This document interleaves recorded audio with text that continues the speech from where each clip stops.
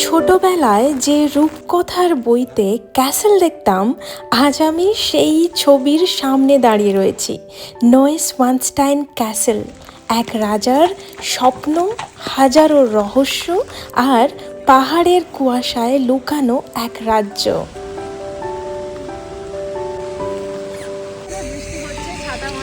প্রিয় দর্শক, সবাইকে শুভ সকাল। জার্মানির দক্ষিণ প্রান্তের এক সুন্দর শহর ফিউশন থেকে।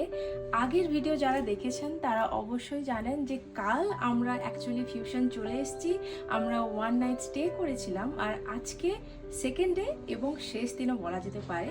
তো আজ সকাল থেকে দেখছি যে পুরো মেঘলা ওয়েদার, আমার পেছনের ভিউটা দেখে হয়তো বুঝতে পারছেন। আর এখন আমরা রেডি হয়ে গেছি। আজ ফিউশনের পপুলার দুটো ক্যাসেল রয়েছে, সেগুলোই দেখব। একটা নয়েসওয়ানস্টাইন ক্যাসেল আর একটা হোয়েন্সওয়ানগাও ক্যাসেল। তো প্রথমে আমরা দুটো ক্যাসেল কভার করব, বাট আজকের ওয়েদারটা ভালো নয়, রীতিমতো বৃষ্টি পড়ছে, তবুও কিছু করার নেই। আমরা আজকে ক্যাসেলটা এক্সপ্লোর করব, আরও কিছু কিছু ফেমাস স্পট রয়েছে সেগুলোও এক্সপ্লোর করব। তাহলে সঙ্গে থাকুন পুরো দিনটাই, আর শেষ অবধি আজকের ব্লগটা দেখতে থাকুন। আমরা প্রথমে ভেবেছিলাম যে আমরা হেঁটেই চলে যাব ওই ক্যাসেলে, কিন্তু দেখলাম যে বাইরে প্রচুর বৃষ্টি পড়ছে, তাই আমরা বাসেই উঠে পড়লাম। আর বাসে প্রায় 5 মিনিটস এরকম লাগবে। প্রিয় দর্শক, ইউরোপের অনেক কিছুর মধ্যে এই ব্যাপারটা আমার খুবই ভালো লাগে। সেটা হলো এখানকার পাবলিক ট্রান্সপোর্ট, যেটা খুবই হেল্পফুল। আপনি যেখানেই যাবেন একদম সঠিক টাইমেই, যেরকমই ওয়েদার হোক না কেন, যেমন আজকে খুবই বৃষ্টি পড়ছে, বাট বাস একদম কিন্তু টাইম মতোই চলে এসছে। শুধুমাত্র বাস নয়, বাস, ট্রেন সব কিছুই। এতটা পরিমাণে বৃষ্টি পড়ছে আমাদের কাছে, যেহেতু আমরা দুজন, আমি আর আমার হাজব্যান্ড, তো আমাদের কাছে একটাই ছাতা আছে। বাট আমরা এখানে এসে একটা ছাতা কিনলাম, যদিও বা অনেক ভেবেই নিতে হলো, কারণ এতটাই দাম। এই একটা ছাতার দাম 10 ইউরো, মানে ভারতীয় মুদ্রায় 1000 টাকা। এতটা বৃষ্টি পড়ছে আর সঙ্গে ঠান্ডা, যদি এই বৃষ্টির মধ্যে ভিজি আমরা, শরীর খারাপ অবশ্যই হবে। তাই অনেক ভেবে একটা ছাতা নিয়েই নিলাম। আর সামনে এই যে ইয়েলো কালারের যে দেখতে পাচ্ছেন, এটা হোয়েন্সওয়ানগাও ক্যাসেল। যদিও বা এখন আমরা ভিজিট করব না, এখন আমরা যাব নয়েসওয়ানস্টাইন ক্যাসেলে। বৃষ্টি হচ্ছে, ছাতা মাথায় দিয়ে দিয়েছি, আর আমরা এখন যাচ্ছি নয়েসওয়ানস্টাইন ক্যাসেলে। সেখানে যাওয়ার জন্য টিকিট কাউন্টার রয়েছে, আমরা টিকিট কাটবো, বাট আমি জানি না টিকিট প্রাইসটা কত, ওখানে গিয়ে বুঝতে পারবো। তো চলুন আগে টিকিটটা কেটে নিই, তারপর বলবো যে এখান থেকে আমরা বাসেও যেতে পারি আর হাইক করেও যেতে পারি, সেটাও শেয়ার করছি। প্রিয় দর্শক, এখানে এসে আরও একটা ব্যাপার ক্লিয়ার করলাম আমরা, সেটা হলো নয়েসওয়ানস্টাইন ক্যাসেলে যাওয়ার জন্য কিন্তু দুভাবেই যাওয়া যায়। আমরা চাইলে হাইকিং করে যেতে পারি, আর না হলে বাস যায় তো বাসে করে আমরা যেতে পারি। এখানে যে টিকিটটা কাটলাম সেটা কিন্তু এই বাসে যাওয়ার জন্যই টিকিট। দুজনের প্রায় 7 ইউরো মতো পড়লো শুধুমাত্র যাওয়ার।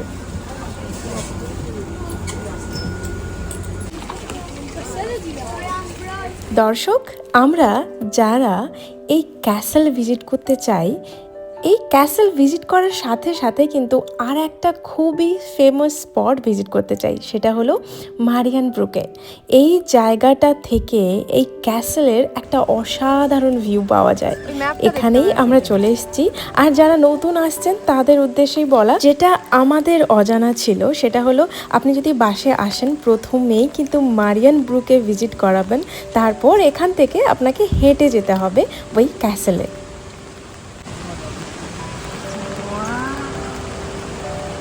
মারিয়ানব্রুকে থেকে নয়েসওয়ানস্টাইন ক্যাসেলের যে দৃশ্যটা দেখা যায়, সেটা সত্যি ভাষায় বোঝানো যায় না।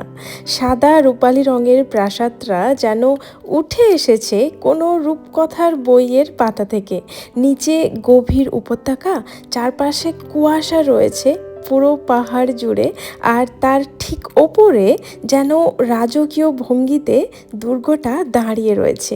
মনে হচ্ছিল আমি কোনো সিনেমার দৃশ্যের মাঝে দাঁড়িয়ে রয়েছি। এই ব্রিজ থেকেই পাওয়া যায় দুর্গের সবচেয়ে আইকনিক ভিউ। তাই প্রতি বছর এই মারিয়ান ব্রুকেতে অনেক পর্যটকের ভিড় দেখা যায়। তারপর হাঁটতে হাঁটতে শুনতে পেলাম জলের আওয়াজ। গিয়ে দেখি সত্যি এখানে একটা সুন্দর ছোট্ট ম্যানমেড ওয়াটারফল রয়েছে, একেবারেই কিন্তু অপ্রত্যাশিত।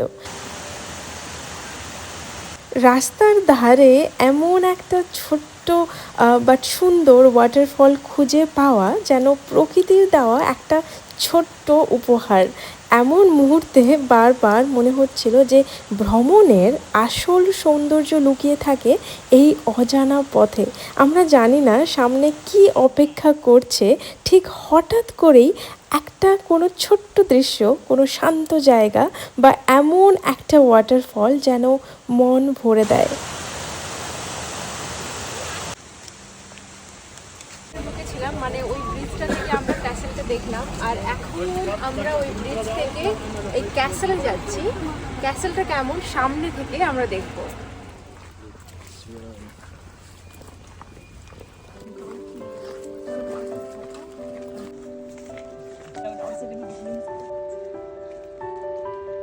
পথেই দেখলাম এই জায়গাটা এত সুন্দর ভিউ, এখন ফল টাইমের জন্য আরো সুন্দর লাগছে। আর ক্যাসেল আর সামনে শহরটা পুরো দেখা যাচ্ছে। এই হলুদ কালারের যে প্রাসাদটা, এটাই হোয়েন্সওয়াঙ্গাও ক্যাসেল। আর দেখুন পুরো জায়গাটা ফল টাইমের জন্য আরো সুন্দর হয়ে উঠেছে। ক্যাসেলের ভেতরে ঢুকতেই যেন আর একটা জগতে চলে এলাম। সেটা সত্যি অবিশ্বাস্য। চারদিক জুড়ে এই ফল টাইমের যেন রঙের উৎসব। পাহাড়ের গায়ে লাল, কমলা, হলুদের ছায়া এমনভাবে মিশেছে যেন মনে হচ্ছিল যে প্রকৃতি নিজেই যেন নতুন করে সাজিয়েছে তার ক্যানভাসটাকে। এই দৃশ্য দেখে মনটা সত্যি আনন্দে ভরে উঠল। ফল টাইমে প্রকৃতি যে এত সুন্দর হতে পারে তা এখানে এসে নতুন করে আমি উপলব্ধি করলাম। সত্যি দুর্গের ভেতরে ঢুকে এই ভিউটা পাওয়াই আজকের দিনের সবচেয়ে বড় উপহার।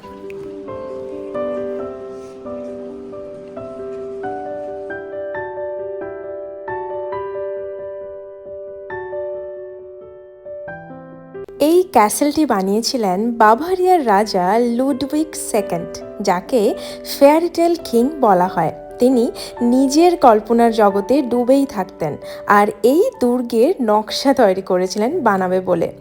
1869 সালে কাজ শুরু করা হলেও পুরো দুর্গ কখনোই শেষ হয়নি। রাজা খুব অল্প কিছুদিন কিন্তু এখানে থাকতে পেরেছিলেন, কারণ রাজনৈতিক চাপ আর বিরোধিতার কারণে তাকে ক্ষমতা থেকে সরিয়ে দেওয়া হয়। তার মৃত্যু আজও রহস্য। সব মিলিয়ে এই দুর্গ শুধু সুন্দর না, এটা এক রোম্যান্টিক এবং ট্র্যাজিক ইতিহাসের অংশ। এই ক্যাসেলটি বিখ্যাত হওয়ার আরও একটি কারণ রয়েছে, সেটা হলো ডিজনির স্লিপিং বিউটি ক্যাসেল এই দুর্গ থেকেই অনুপ্রাণিত। নয়েনওয়ানস্টাইন ক্যাসেলের সামনে, আর জায়গাটা দারুণ। ফল টাইমের জন্য পুরো জায়গাটা কালারফুল হয়ে গেছে।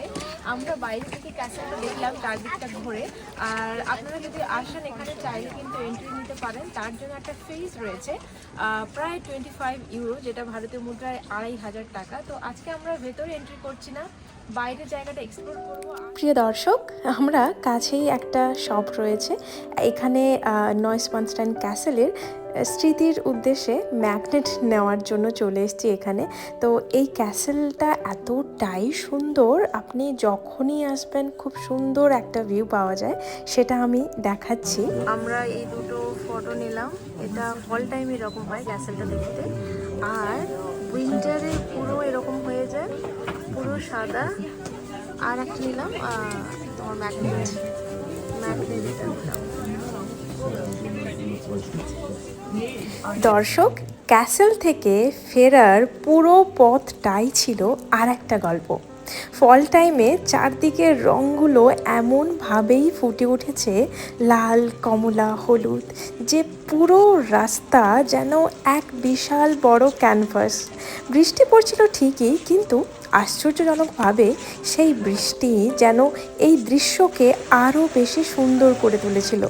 ভেজা পাতার রং, বৃষ্টি এবং হালকা ঠান্ডা সব মিলিয়ে পুরো জায়গাটা হয়ে উঠেছিল একেবারে জাদুর মতো। আর তার মাঝেই হঠাৎই দেখা মিলল ঘোড়ার গাড়ির সেই টকটক শব্দ। বৃষ্টি ভেজা রাস্তায় ধীরে ধীরে এগিয়ে যাওয়া গাড়িটা দেখে মনে হচ্ছিল যেন সময় কয়েকশো বছর পিছিয়ে গেছে, আর আমরা কোনো রূপকথার পথ ধরে হেঁটে চলেছি।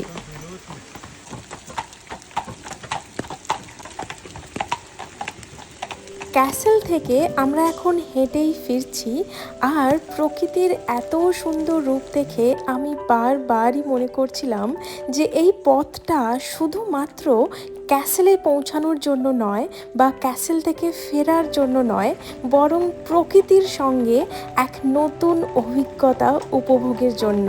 প্রতিটি বাঁক, প্রতিটি গাছ, প্রতিটি রং সবই মনে করিয়ে দেয় যে এই জার্নিটা কতটাই জাদুকরী।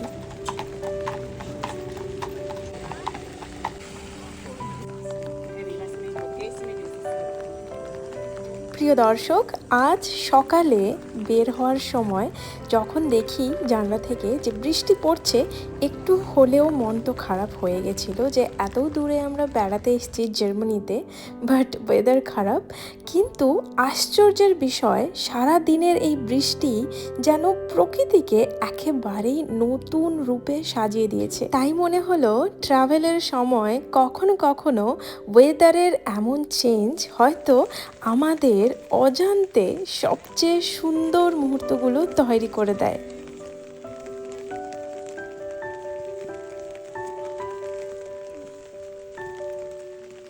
পরিমাণে বৃষ্টি পড়ছে আর আমরা এখন রয়েছি আলপসের সামনে।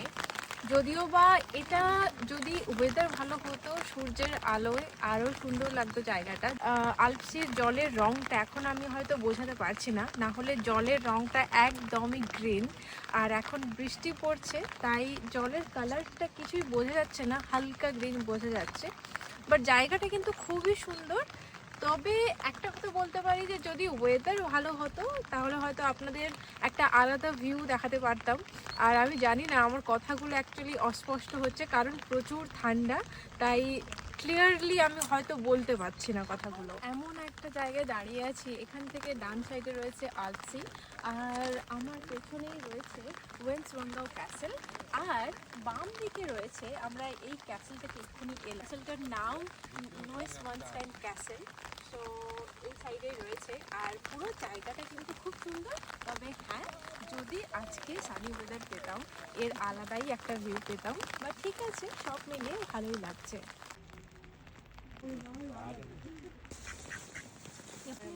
প্রিয় দর্শক, আজকের এই ভিডিও আমি এখানেই শেষ করছি। কেমন লাগলো অবশ্যই জানাবেন, আর যদি ভালো লাগে সাবস্ক্রাইব করে পাশে থাকবেন, একটা লাইক, কমেন্ট, শেয়ার করবেন। সবাই খুব ভালো থাকবেন। দেখা হচ্ছে খুবই শিগগিরই, আবার নতুন কোনো জায়গা এক্সপ্লোর করব, নতুন কিছু আপনাদের সাথে শেয়ার করব।